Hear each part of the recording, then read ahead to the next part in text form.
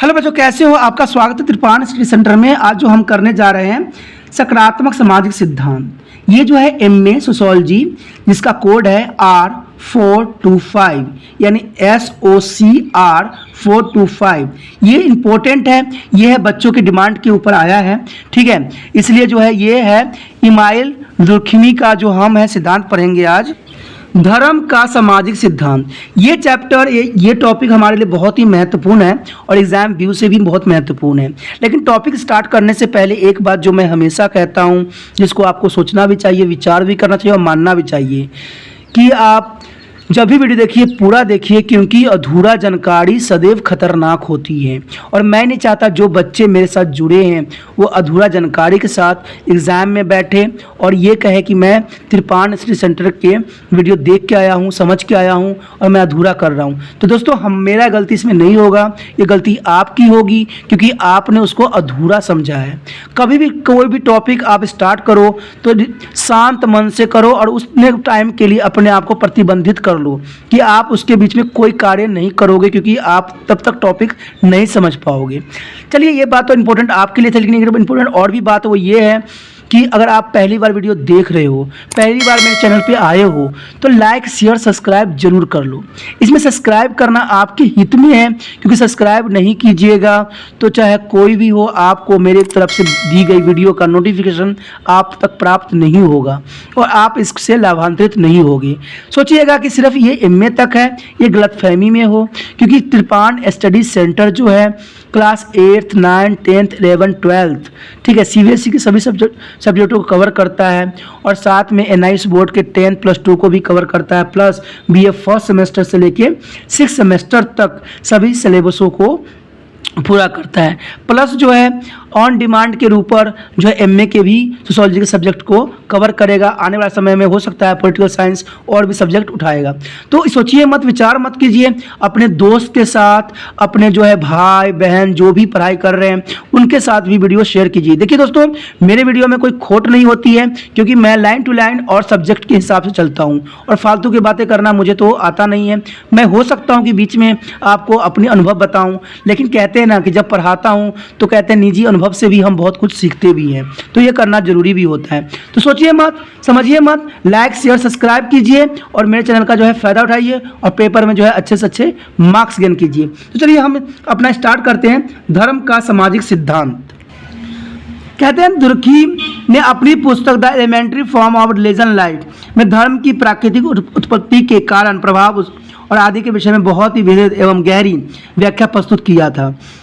कहते हैं धार्मिक जीवन के आरंभिक स्वरूप का यह सिद्धांत दुर्खिम का तार्किकता और विश्लेषण के व्यक्ति को परिचालक है। अपना इस रचना में दुर्खिम ने धर्म की एक शुद्ध सामाजिक शास्त्रीय आधार पर व्याख्या भी किया था। दुर्खिम ने धर्म की उत्पत्ति का प्रमुख स्रोत समाज एवं केवल समाज को ही माना है। दुर्खिम ने इस सबसे अधिक मौलिक रचना का जो है बहुपक्षीय महत्व भी दिया है। इसमें दुर्खिम ने जो है टोटमवाद से जो है संबंधी मान्यताओं और विश्वास और उसकी उत्पत्ति की व्याख्या भी की है। इसमें धर्म की जो परिभाषा भी दी गई है, धर्म से संबंधित सिद्धांतों, आत्मवाद और प्राकृतिकवाद की आलोचना प्रस्तुत भी की गई है। कहते हैं कि सारी बातों को जो वर्णन किया है दुर्खिम ने अपनी रचना में धार्मिक संस्कार और अनुष्ठान का वर्णन भी किया है, जिसमें निषेध, बलि, कर्तव्य बोध, पूर्वज स्मृति, पवित्रता इत्यादि से संबंधित विभिन्न प्रकार की संस्कार की भी व्याख्या किया है। कहते हैं धर्म के धारण, कॉन्सेप्ट ऑफ रिलीजन, धर्म के सामाजिक सिद्धांतों को प्रस्तुत करते हुए दुर्खिम ने जो है समकालीन प्राचीन धर्म संबंधी सभी सिद्धांतों का खंडन भी किया है। दुर्खिम के अनुसार जो है एडवर्ड जो है टाइमर ने धर्म की उत्पत्ति आत्मवाद के सिद्धांतों के आधार पर ही किया था। टाइमर के अनुसार आदिम व्यक्ति यह सोचता है कि व्यक्ति के शरीर में दो आत्माएं हैं, एक तो सोते समय सोने वाले स्थान पर रहती है और दूसरा शरीर को छोड़कर बाहर घूमने चली जाती है। शरीर से अलग हुए यह स्वतंत्र तौर पर घूमने वाली आत्मा ही प्रेत आत्मा बन जाती है। इसलिए आदि मनुष्य प्रत्येक घटना को इस प्रेत आत्माओं का आधार मानता है। उन्हें प्रसन्न करने के लिए वह प्रार्थना और अन्य धार्मिक क्रियाएं भी करता है। दुर्खिम ने इस उपयुक्त सिद्धांत की आलोचना भी की है। दुर्खिम का कहना है कि आत्मवाद धर्म का एक काल्पनिक आधार है, यानी एक सिर्फ काल्पनिक आधार है, इसमें कोई सच्चाई नहीं है। यह धर्म की उत्पत्ति की वैज्ञानिक व्याख्या नहीं है, यानी धर्म की जो कह सकते हो कि उत्पत्ति की वैज्ञानिक व्याख्या नहीं हो सकती है। दुर्खिम के अनुसार तो आत्मवाद पर आधारित धर्म एक स्वप्न मात्र है, अंततः इसके आधार पर धर्म की उत्पत्ति को नहीं समझा जा सकता है, यानी इस आधार पे आप जो है धर्म को नहीं समझ सकते हो। दुर्खिम ने जो है मैक्स मुलर के जो है प्राकृतिकवाद सिद्धांत का भी खंडन किया है। मैक्स मुलर के अनुसार जो है प्राकृतिक शक्ति को देखकर मनुष्य को आश्चर्य, भय तथा सुंदरता का अनुभव होता है, यानी आप प्राकृतिक के जब देखोगे ना तो आपको आश्चर्य भी होगा और भय भी होगा और इसकी सुंदरता का अनुभव भी करोगे। यदि मनुष्य इन शक्तियों से बहुत प्रभावित हुआ है तो उन्हें प्रसन्न करने के लिए उन्हें पूजना आरंभ कर दिया है, क्योंकि आश्चर्यचकित होना और भय होना, सुंदरता का करना, तो इससे आप क्या होते हो कि उनको प्रसन्न करने के लिए हर तरह से पूजा पाठ करते हो। यहाँ से ही धर्म का विकास हुआ है। दुर्खिम के अनुसार जो है प्राकृतिक शक्ति को भय से धर्म का विकास नहीं हुआ है। प्राकृतिकवाद पवित्र और सामान्य ही व्याख्या नहीं कर सकता है, इसके अतिरिक्त प्रत्येक समाज में विभिन्न देवी देवताएं पूजे जाते हैं। ये तो आपको भी समझ है, मुझे भी समझ है। यदि प्राकृतिकवाद धर्म का मुख्य कारण है तो प्रत्येक समाज में कुछ निश्चित देवी देवताओं की पूजा होनी चाहिए। दुर्खिम के अनुसार धर्म का सामाजिक तथ्यों और सामाजिक तथ्यों की उत्पत्ति का कोई भी सामाजिक कारण न होकर यह असंभव है। दुर्खिम के अनुसार धर्म का मूल्य कारक समाज स्वयं है, यानी समाज ही जो है धर्म का मूल्य कारक है, क्योंकि समाज ही जो है धर्म बनाता है। दुर्खिम के शब्दों में स्वर्ग का साम्राज्य एक शानदार समाज है, ठीक है, यानी है समझदार, यानी the kingdom of heaven is the glory of society. आपने स्वर्ग नहीं जाना न समझा, फिर भी जो है वहाँ का समाज जो है शानदार है, यानी kingdom of heaven is the glory of society. उसके बाद जो है जो दुर्खिम ने दिया था टोटमवाद की धारणा। टोटमवाद की धारणा जो है बहुत इंपॉर्टेंट है, कई जगह एग्जाम में जो है आ जाता है, तो इसको ध्यान दे देना कि टोटमवाद होती क्या है। देखिए दुर्खिम के अनुसार जो टोटमवाद को से धार्मिक संस्था का विकास हुआ है। प्राचीन समाज में पाई जाने वाली वृक्ष पूजा एवं पशु पूजा का विकास भी टोटमवाद से ही हुआ है। दुर्खिम के अनुसार टोटम एक चिन्ह है जो है और एक नाम भी है। नाम के रूप में टोटम किसी गोत्र समूह से संबंधित वस्तु है। गोत्र का नाम किसी भौतिक वस्तु का नाम पर भी होता है, जिसे टोटम भी कहा जाता है। दुर्खिम ने ऑस्ट्रेलिया के समाजों को अपने अध्ययन के लिए चुना था। उसने धर्म की उत्पत्ति का वास्तविक आधार जानने के लिए अरूटा कबीलों के अध्ययन भी किया था, क्योंकि यह कबीला पूर्णतः आदिम है और इसके अंदर प्रचलित टोटमवादी धर्म के आधार पर धर्म के जो है सर्वपक्षीय स्वरूप की उत्पत्ति की व्याख्या भी की गई थी। कहते हैं टोटम एक गोत्र का प्रतीक है। यदि कोई पशु, वनस्पति अथवा वस्तु हो सकता है, यह सूर्य, चांद आदि भी हो सकता है। यानी टोटम के बारे में इसमें कोई विचारधारा नहीं प्रस्तुत की जा सकती है। कहा जा सकता है कि यह पशु भी हो सकता है, वनस्पति भी हो सकता है, या कोई वस्तु भी हो सकता है, या सूर्य चांद भी हो सकता है। प्रत्येक गोत्र अपनी जो है उत्पत्ति इनमें से ही एक वस्तु से हुई मानते हैं, लेकिन सबका जो मानना है कि इन्हीं में से किसी से जो है उनकी उत्पत्ति हुई है। वह टोटम के प्रति विशेष श्रद्धा रखते हैं और उसकी पूजा भी करते हैं। टोटम की प्राकृतिक धार्मिक होती है। टोटम की भी कुछ विशेषता भी है जो यहाँ पर दिखाई गई है। अब देखिए टोटम की क्या विशेषता हम जानते हैं। टोटम के साथ सदस्य अपना कई प्रकार के दृढ़, अलौकिक और पवित्र संबंध मानते हैं। एक टोटम के सदस्य स्वयं को एक गोत्र से संबंधित मानते हैं, यानी जो टोटम के सदस्य होते हैं अपने आप को उसके जो है साथ ही मानते हैं। कहते टोटम के प्रति विश्वास, भय, श्रद्धा, भक्ति और सम्मान की भावना भी होती है। टोटम को मारना, खाना अथवा किसी प्रकार का चोट करना विशेष होता है और उसकी मृत्यु पर शोक प्रकट भी किया जाता है। टोटम और उससे संबंधित वस्तुओं को बहुत पवित्र माना जाता है। टोटम संबंधी निषेध का उल्लंघन करने वालों की समाज द्वारा निंदा भी की जाती है। कहते हैं टोटम के प्रति भय, भक्ति और आदर की भावनाएं भी होती है। वह इस बात पर भी निर्भर होती है कि कौन सी वस्तु टोटम है, क्योंकि टोटम तो प्राय कोई ऐसा पशु अथवा पौधा होता है जिसे कोई हानि नहीं होती है। टोटम के अनुसार टोटम समुदायिक प्रतिनिधित्व का प्रतीक भी हो सकती है और टोटम की उत्पत्ति जो है सामुदायिक तौर पर समाज के प्रति अपनी श्रद्धा भाव के कारण भी हो सकती है। यहाँ से ही पवित्रता की भावना जन्म लेती है जो टोटम के सदस्यों को एक नैतिक बंधन में बांधता है। यही कारण है कि टोटम के सदस्य स्वयं को भाई बहन मानते हैं और परंपरा विवाह संबंध नहीं बनाते हैं। ठीक है, तो ये भाई बहन माना जाता है इस टोटम को। टोटम जो है, टोटम के साथ इस अलौकिक और पवित्र संबंध के आधार पर ही यह विश्वास किया जाता है कि टोटम उस शक्ति का अधिकारी है जो मुंह की रक्षा भी करती है और सदस्य की चेतना भी देती है और भविष्यवाणी भी करती है। तो इसमें कोई दो राय नहीं है कि अपने इस सिद्धांतों के जो है पुष्टि के लिए दुर्खिम ने ऑस्ट्रेलिया के जो है अरुटा कबीलों का वर्णन भी किया है। उसका कहना है कि धार्मिक अनुभव एक प्रकार की सामूहिक उत्तेजना का कारण है। त्यौहार के समय जब लोग एकत्र होते हैं तो प्रत्येक सदस्य को ऐसा अनुभव होता है कि समूह की शक्ति उसकी व्यक्तिगत शक्ति से कहीं अधिक ऊंची और महान है। तभी तो कहते हैं त्यौहार सब बनाई जाती है जहाँ पर सब व्यक्ति जो है एक साथ इकट्ठा होता है। एक जैसे भाव और विचारों और रुचियों वाले अनेक व्यक्तियों को व्यक्तिगत भाव विचार और रुचियों के सम्मेलन एवं संगठन से एक नवीन चेतना का निर्माण होता है। यही सामूहिक शक्ति होती है जिसके आगे व्यक्ति को अनिवार्यता झुकना ही पड़ता है। सामूहिक शक्ति के समक्ष व्यक्तियों की व्यक्तिगत शक्ति गौण हो जाती है। यह समूह अथवा समाज की जो है धार्मिक पूजा का प्रतीक भी मानी जाती है। इसी प्रकार दुर्खिम के अनुसार समाज ही धर्म का मूल्य स्रोत है और ईश्वर समाज की जो है प्रत्यात्मक अभिव्यक्त ही करता है।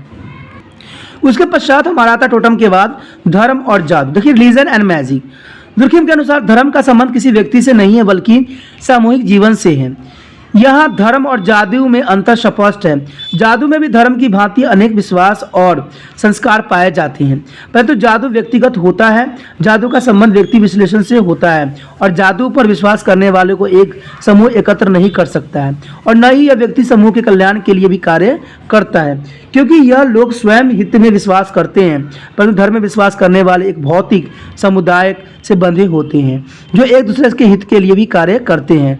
दुर्खिम ने धर्म की परिभाषा इस प्रकार भी की है कि धर्म पवित्र वस्तुओं के संबंधी विश्वासों और आचरणों की वह संपूर्ण व्यवस्था है जो इस पर विश्वास रखने वालों को एक नैतिक समुदाय में जोड़ती है। यानी religion is the unified system of the belief and practice relative to the square things which is the units into the one single moral community called to the church all this who is a tree there to be a them। यानी email जो है Durkheim, यानी इन्होंने साफ शब्दों में clear बोला था कि religion is the unified system of the belief of practice related to the sacred thing which is the unit into the one single moral community. यानी वो ये सिर्फ वन सिंगल मोरल कम्युनिटी में ही होता है जिसको हम चर्च कहते हैं। All this is there is them, यानी there is to be them, यानी सब इसी के पार्ट होते हैं। उसके बाद उन्होंने दिया था विश्वास, यानी बिलीफ। कहते हैं धार्मिक पूजा व्यक्तियों के व्यक्तिगत स्वार्थों से ऊंचा उठाती है और वह समूह के कल्याण के लिए कार्य करते हैं। ठीक है, दुर्खिम के अनुसार जो है प्रत्येक धर्म में कई प्रकार के विश्वास पाए जाते हैं जो सामूहिक क्रियाओं के प्रतीक माने जाते हैं। ये विश्वास दो प्रकार के होते हैं, एक सकारात्मक विश्वास इन पॉजिटिव बिलीफ। इस विश्वास का जो है संबंध मनुष्य, पशु और वनस्पति की वृद्धि से है। इसमें विभिन्न धार्मिक कारक जुड़े होते हैं। यह कार्य मनुष्य अपनी आत्मा की प्रसन्नता और सामाजिक कल्याण के लिए भी करता है। दूसरा जो पार्ट होती है वो नेगेटिव आती है, नकारात्मक तत्व रखती है, नकारात्मक विशेषता होती है। प्रत्येक धर्म में कुछ निषेध यानी टपकोस पाए जाते हैं। यह खाने पीने एवं संपर्क संबंधी होते हैं। कहते हैं दुर्खिम के अनुसार प्रत्येक धर्म में विभिन्न अवसरों पर विभिन्न धार्मिक रीतियां की जाती है, तो सबको नॉलेज है और पता भी है। यह मृत्यु पर जो है अफसोस, संस्कार, जन्म के समय जन्म संस्कार इत्यादि। यह संस्कार व्यक्तियों की व्यक्तिगत भावनाओं की अभिव्यक्त नहीं है बल्कि व्यक्ति इन्हें इसलिए करता है कि यह समूह द्वारा सौंपे गए कर्तव्य है, यानी उनके पूर्वजों द्वारा सौंपा गया एक कर्तव्य है और समूह उनसे ऐसे ही आशा करती है। यानी उनके जो पूर्वज है, समूह है, वो इसी प्रकार के आशा भी करते हैं कि वो ऐसा ही करेंगे। उसके बाद धर्म के कार्य। देखिए, function of the religion. Durkheim के अनुसार धर्म में के अनेक कार्य हैं और सर्वप्रथम जो यह है कि धर्म मानवीय जीवन के दो भागों में विभक्त भी करता है, एक है पवित्र, एक है साधारण। पवित्र में क्या बात बताई गई है? पवित्र में तो साफ शब्द में यही बात बताई गई है कि धर्म संबंधी सभी कार्य पवित्र होते हैं, यथा आराधना करना और विभिन्न धार्मिक कार्य संपन्न करना। इन कार्यों को करने के लिए विशेष स्थान और विशेष ढंग प्रयोग किया जाता है। यथा ईसाई पर जो रविवार वाले दिन पूजा आराधना करते हैं और इसलिए संपूर्ण समुदाय के लोग उस दिन जो है गिरजाघरों में एक साथ रहते हैं। यदि कोई व्यक्ति धर्म के विरुद्ध कार्य करता है तो उसको शुद्धि के लिए प्रत्येक धर्म में कई रीतियाँ पाई जाती है। पवित्र स्थानों पर कोई सामान्य कार्य नहीं किया जा सकता, यानी कोई भी असामान्य कार्य जो होते गलत कार्य नहीं किया जा सकता। दुर्खमी का कहना है कि धार्मिक कार्य मनुष्य केवल अपने ही नहीं करता है, अतुल सामूहिक कल्याण के लिए भी करता है। देखिए, धर्म से जुड़ा हुआ कार्य, हर कार्य जो होता है प्रत्येक जनमानस के लिए होता है और प्रत्येक जनमानस जो है इसका फायदा भी उठाता है। इन कार्य करने के लिए समाज द्वारा प्रमाणित विधियों को ही अपनाई जाती है, यानी समाज में जो रूल रेगुलेशन को बना दी गई है उसी को ही पालन करने की आवश्यकता होती है, तभी जाके इसको जो है पवित्र माना जाता है। अगर ऐसे जो है रूल रेगुलेशन को आप पालन नहीं करते हो तो उसको जो है अपवित्र ही माना जाएगा। उसके बाद हमारा है साधारण। देखिए, साधारण सामाजिक कार्य वह होते हैं जो पवित्र नहीं माने जाते हैं। इन कार्यों को पवित्र कार्य से संपन्न नहीं किया जाता है। यह दैनिक क्रियाएं हैं यथा प्रत्येक व्यक्ति अपने स्वभाव अनुसार आर्थिक क्रियाओं में मगन रहता है। दुर्खमी के अनुसार धर्म के अन्य कार्य इस प्रकार हैं। देखिए, पहला तो है धर्म सामाजिक एकता के अस्तित्व को स्थापित रखता है। धर्म सामूहिक हित के लिए कार्य करने के लिए प्रेरणा भी देता है। धर्म संवेगी एवं भावनाओं को संतुलित भी रखता है। धर्म का एक मौलिक कार्य यह भी है कि धर्म वर्तमान को भूतकाल से और व्यक्तियों को समूह से भी जोड़ता है। दुर्खमी के अनुसार धर्म केवल नैतिक एवं अनैतिक नियमों का स्रोत ही नहीं है, बल्कि वैज्ञानिक एवं धार्मिक चिंतन की उत्पत्ति भी धर्म से ही हुआ है। धर्म समूह के सदस्यों को सामूहिक जीवन में भाग लेने और अनुशासन में रहने की भी प्रेरणा देता है। तो इस तरह से जो है साधारण शब्दों में कहा जाए तो धर्म जो है वो बहुत कुछ हमें सिखाती भी है। अब जबकि हमने धर्म के बारे में जाना समझा, हर एक पहलू के बारे में भी चर्चा किया, अब इसमें जो है क्रिटिलिज्म भी रहती है। कई लोग जो है इसका जो है गलत धारणाएं भी लेते हैं, गलत अपनी व्याख्या भी रखते हैं, कुछ अपना सुझाव भी रखते हैं, क्योंकि दुनिया का रीति ही यही है कि अगर आप सही बात बता रहे हो तो उसको काटने वाले भी लाखों लोग भी हैं जो आपको गलत कहने के लिए उपस्थित है। तो इसमें आलोचना है। आलोचना में तो साफ शब्दों में यही बात कहा गया है कि अब दुर्खिम का जो है उपयुक्त ग्रंथ धर्म की विस्तृत एवं तर्क संगत एक वैज्ञानिक व्याख्या प्रस्तुत करता है। फिर भी अनेक कानकों से विद्वानों ने दुर्खिम के इस सिद्धांत की विभिन्न आधारों पर आलोचना भी किया है। इन विद्वानों ने जो है रोमंड, एरोकिन, वेलस्टेन, हेरमल्स, बोनस, बेगार्डस और मैटिडेस के नाम उल्लेखनीय सारे विद्वानों ने जो किया है इसकी आलोचना किया है। सेरोकिन का कहना है कि दुर्खमी ने अपने सिद्धांतों में सामाजिक कारकों का इतना अधिक महत्व दिया है कि इसके कारणों की बिल्कुल भुला दिया है। सेरोकिन के दुर्खमी के धर्म सिद्धांत का सारा निम्नलिखित अनुसार उसने दिया था। उसने कहा था कि धर्म का प्रमुख कार्य सामाजिक एकता उत्पन्न करना है, कार्य बंधित करना है, उसे स्थापित करना है। दूसरी बात तो उसने ये बोला था कि परमात्मा समाज का ही रूप है। कहते धर्म मूल कारण समाज स्वयं ही है। धर्म की उत्पत्ति के कारण जो है समाज स्वयं ही है। समाज ही धर्म को उत्पन्न किया है, कोई बाहरी तत्व ने धर्म को उत्पत्ति नहीं किया है। धार्मिक धारणाएं समाज की विशेषताओं का प्रतीक होने के अतिरिक्त कुछ भी नहीं है। यानी धार्मिक धारणाएं जो है समाज की विशेषताओं का प्रतीक है, उसके अतिरिक्त कुछ भी होना संभव नहीं है। इस प्रकार जो है सेरोकिन का विचार है कि दुर्खिम ने धर्म का जो है आधार समाज को ही माना है, जबकि वास्तविकता यह है कि समाज धर्म की उत्पत्ति का कारक है, न कि केवल कारण। धर्म की उत्पत्ति में राजनीतिक, सांस्कृतिक, मनोवैज्ञानिक आदि कारणों से ने महत्वपूर्ण योगदान जो है दिया है। इसमें अलेक्जेंडर गोल्डस्टेनवियर ने अन्य कई विद्वानों ने दुर्खमी के धर्म सिद्धांत को इस आधार पर भी आलोचना किया है और उसने साफ शब्दों में ये बात कहा है कि दुर्खमी का यह कथन कि टोटमावाद धर्म का सबसे मुख्य आधार है, गलत है। विभिन्न जनजातियों समाजों का अध्ययन इस बात की पुष्टि नहीं करती है। आदिवासी समाजों में धर्म और टोटम अपना अपना अलग स्थान रखते हैं। टोटम ने संबंधित व्यक्ति स्वयं को एक पूर्वज की संतान मानते हैं और परंपरागत विवाह संबंध स्थापित नहीं करते हैं, लेकिन धर्म में इन दोनों विशेषताओं का अभाव है। यदि धर्म का आधार टोटमवाद होता है तो अब यह दोनों परंपरा जो है धूल मिल गए होते हैं। तो ये बात तो कई हद तक सही भी है, क्योंकि टोटमवाद को ही हम धर्म के सिद्धांत नहीं मान सकते हैं, क्योंकि टोटमवाद धर्म के प्रमुख जो है आधार नहीं हो सकता है। ये बात जो है साफ शब्दों में कही गई है और इन्होंने अलेक्जेंडर और ग्लेशियर ने ये बात की आलोचना भी किया है। उसके पश्चात है केवल पवित्र और साधारण। इन दोनों धारणाओं के आधार पर धर्म को समझाया नहीं जा सकता। देखिए, सिर्फ दो ही बातों पे जो है धर्म को समझाना शायद कहीं तक उचित नहीं होगा, इसके साथ जो है भेदभाव करने के समान हो जाएगा। इस प्रकार का भेदभाव आदिम समाज में स्पष्ट हो सकता है, परंतु आज के युग में इन्हें पृथक करना मुश्किल ही है, क्योंकि इन चीज़ों को हम अलग नहीं कर सकते हैं, अलग इसका कोई अपना अस्तित्व ही नहीं होती है। दुर्कहेम के अनुसार समाज ही ईश्वर है। देखिए, समाज ही एक तरह से देखा जाए तो ईश्वर है, क्योंकि समाज में प्रत्येक व्यक्ति जो है ईश्वर का ही एक रूप होता है। ये तो हमने भी जाना और समझा है कि प्रत्येक इंसान में जो है परमात्मा का वास होता है, चाहे कोई भी धर्म के व्यक्ति हो, सब में ईश्वर का ही वास होता है। तो ये बात तो इन्होंने साफ शब्दों में कहा भी है कि समाज ही एक ईश्वर है। यह कहकर दुर्कहेम ने समाज को अत्यधिक महत्व दिया है। दुर्कहेम की सबसे बड़ी कमजोरी यह है कि उसने अपने सिद्धांतों में व्यक्तिगत तत्वों के पूर्णता दृष्टिगत किया है। देखिए, व्यक्तिगत बातों को तो उन्होंने खंडित किया ही है, क्योंकि देखिए धर्म जो है समाज ने स्वयं बनाया है, और स्वयं ही जो है अपने आप को कोई ना कोई रूप में उन्होंने अपने आप को मैसेंजर ऑफ गॉड कहा है। तो कह सकते हो कि समाज जो है वो एक समाज जो है, समाज ही ईश्वर का एक रूप है। तो ये कोई दो राय भी नहीं हो सकती, लेकिन कहते हैं ना, हर व्यक्ति का जो है अपना अपना विचारधारा है, अपना अपना सोचात्मक रखता है, और इसकी अपनी अपनी एक थ्योरी होती है। चलिए, ये तो अपनी अपनी थ्योरी है। अब उसके बाद जो है हम निष्कर्ष पे आते हैं। अगर चलिए सभी बातों को जानने के बाद, समझने के बाद, हम एक बात तो साफ समझ गए हैं और क्लियर बात पे आप भी सहमत हैं कि कुछ कमियां होने के बावजूद भी धर्म सिद्धांत को उसके समूहवादी वैज्ञानिक दृष्टिकोण की महत्ता रचना माना जाता है। दुर्कहेम का धर्म सिद्धांत मानवीय व्यवस्थाओं को अत्यंत भेदभावात्मक और अप्रत्याशित समझे जाने वाले स्वरूपों का भी प्रत्यात्मक वैज्ञानिक पद्धति द्वारा विश्लेषण करता है। दुर्कहेम एक ऐसा समाजशास्त्री था जिसका महत्व उस समय ही नहीं बल्कि आज भी उतनी ही है जितनी पहले के समय में होती थी। दुर्कहेम ने समाजशास्त्र को एक सैद्धांतिक और पद्धति शास्त्री दोनों ही दृष्टिकोण से दृढ़ करने में अपना महत्वपूर्ण योगदान दिया है।